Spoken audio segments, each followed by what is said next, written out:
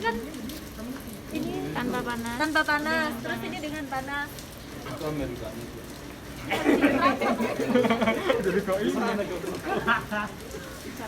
Kalau dari residu sih lebih gelap yang ini si pemanas dengan panas. Residunya yang mana residunya?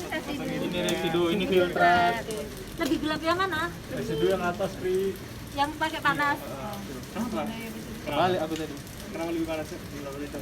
Terus kok lebih panas, lebih gelap. Terus ini lihat yang bleaching. Oh, ini kelihatan banget, Pak. Residunya lebih. Ayo tebak, yang pakai panas yang mana?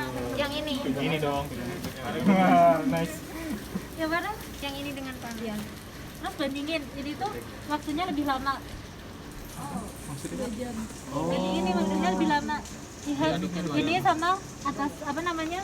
Filtrat sama residu. Ini ya? Itu? Udah kelompok 2 udah. Udah, Kak. Udah, aman. Udah kelompok 1. Oke, nah jadi aku tambahin ya penjelasannya tadi kan udah. Jadi waktu itu kita melakukan empat dibagi 4 kelompok. Jadi ada pertama yang bikin delignifikasi atau alkalisasi. Yang pertama dia tanpa temperatur, yang kedua dengan temperatur, kemudian proses bleaching tanpa temperatur dan dengan temperatur. Sama satu lagi yang ditambahin ketika dia di bleaching dengan waktu yang lebih lama 3 jam gitu kan. Nah, jadi pada saat proses delignifikasi itu kan kita pakai sekam padi. Ya, sekam padi itu dilarutkan di larutan NaOH. Jadi NaOH-nya waktu itu kita pakai 17,5% wet mass-nya. Kemudian kalau saya di kelompok 2 waktu itu pakai temperatur kan. Jadi kita panaskan di temperatur tinggi. Jadi kan sebenarnya nggak masalah dia mau di atas 100 atau berapa, yang penting dia pasti mendidih di sekitar 96 derajat Celcius. Kan kalau air 100, karena dia larutan NaOH ya di 96an lah mungkin, 96 derajat Celcius. Waktu itu kita pakai namanya reflux. Jadi reflux itu digunakan, ada kondensornya juga. Jadi ketika dia uap airnya naik ke atas, dia jatuh lagi. Jadi dia volumenya tetap konstan gitu kan.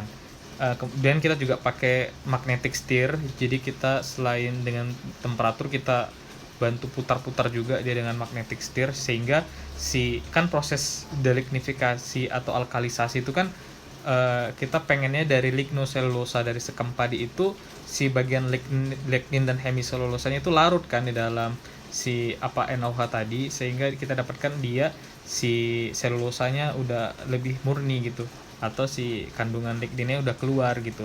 Nah, dengan adanya temperatur tadi itu membantu proses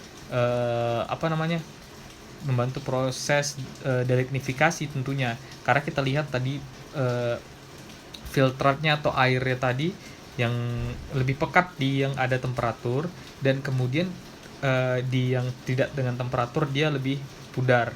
Dan ada pertanyaan waktu itu, bagaimana kenapa di bagian si residunya tadi atau yang bagian selulosanya yang di di dalam lapisan saringan itu, kenapa dia lebih gelap?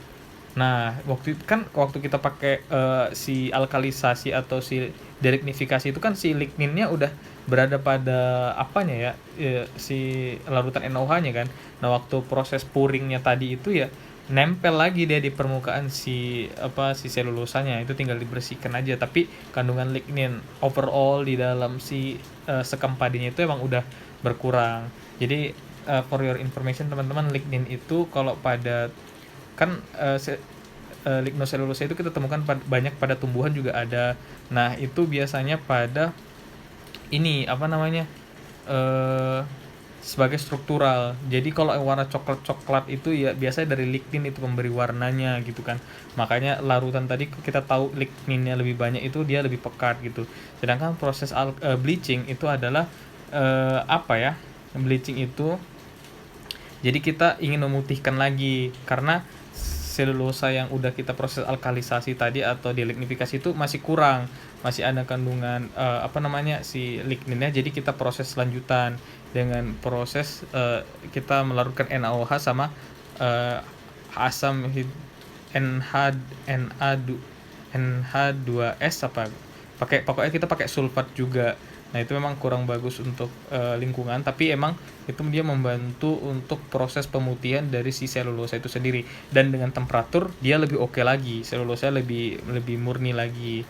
Nah kalau untuk aplikasi produknya, kita inginkan selulosa itu misalnya untuk kertas itu biasanya rantainya panjang-panjang, sedangkan untuk tisu dia rantainya pendek-pendek. Mengapa demikian? Karena kalau untuk kertas kan kita butuh mekanik lebih oke, kemudian kalau misalnya kena air dia nggak langsung robek, sedangkan kalau tisu kita butuh yang menyerap air lebih banyak gitu. Nah jadi sehingga kandungan si lignin itu emang nggak sangat sedikit ada pada kertas, ada pada tisu itu, jadi dia lebih bagus untuk menyerap airnya.